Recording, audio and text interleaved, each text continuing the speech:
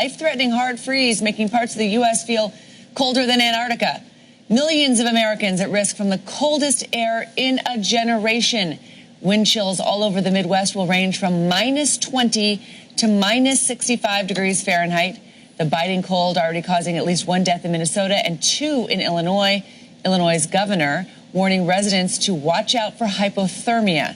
Schools in Chicago closed today. That tells you how cold it is. When Chicago schools close, you know it's cold. Okay, so here's a really good piece of propaganda.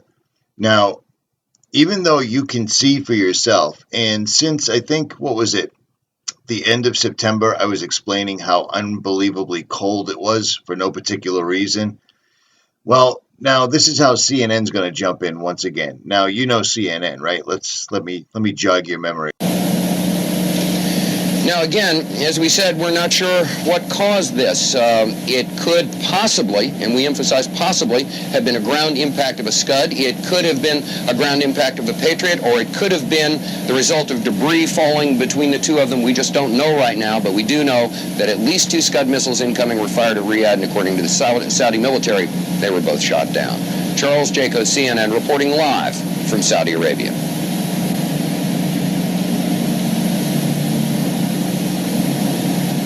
Was almost exactly 2 hours ago when the sirens went off here in Saudi Arabia, where we are in eastern Saudi Arabia. Very Thursday night, but it might have been a little gas from the rocket exhaust.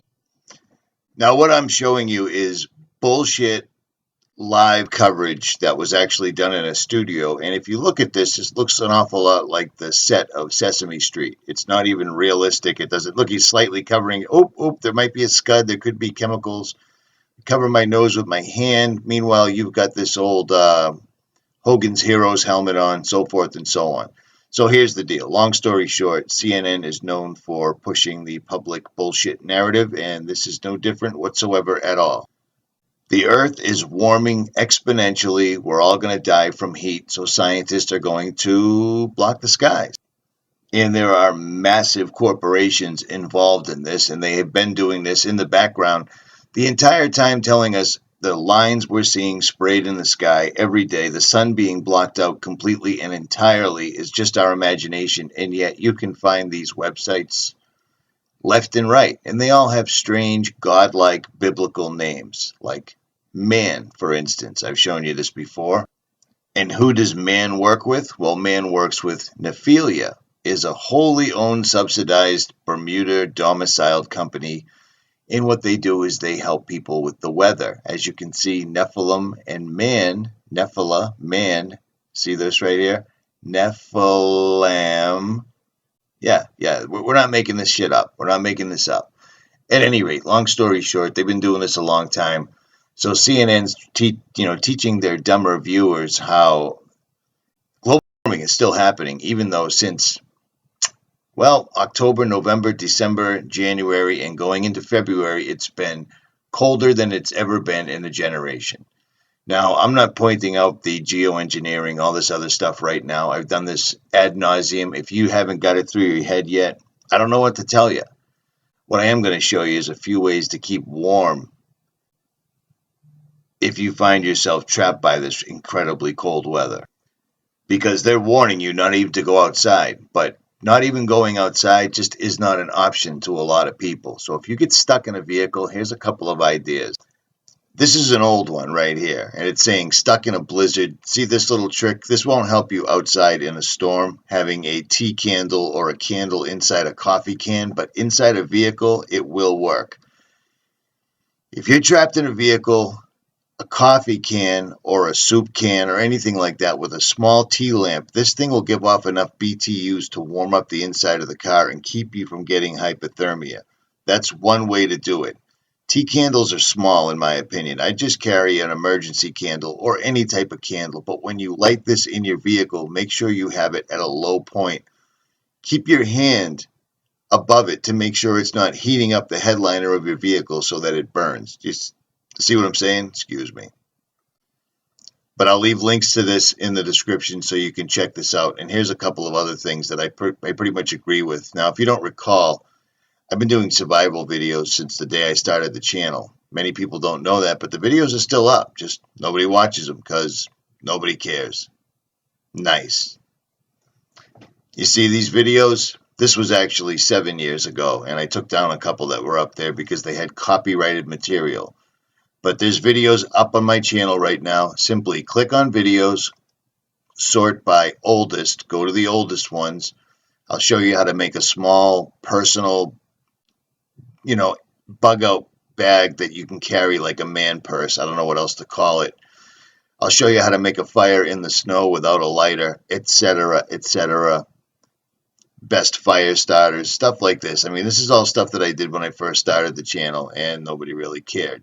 So there's that. Videos are up. You can find them yourself. It's pretty straightforward.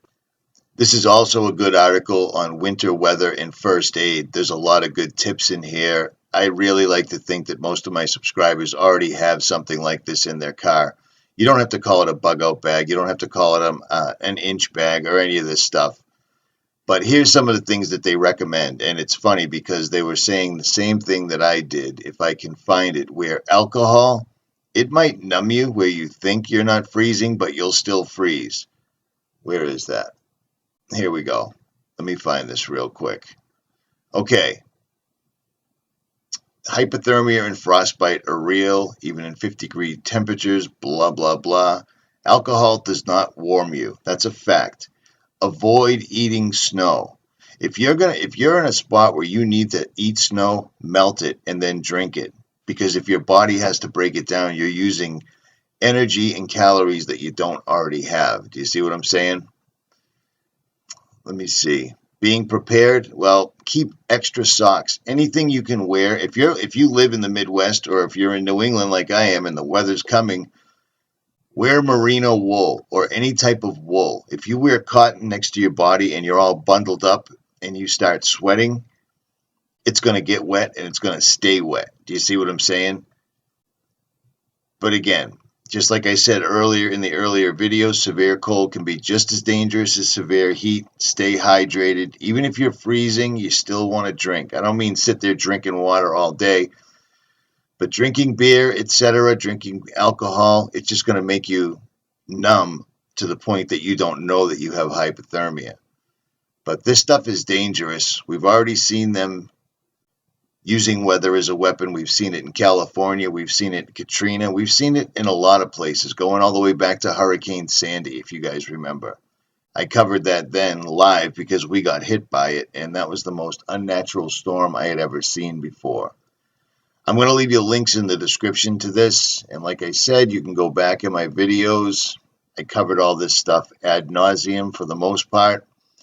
The editing then is just as good as it was now because it's about the information. I don't care about the presentation. We ain't got time for that. Anybody thinks we do, you may be following the wrong channel.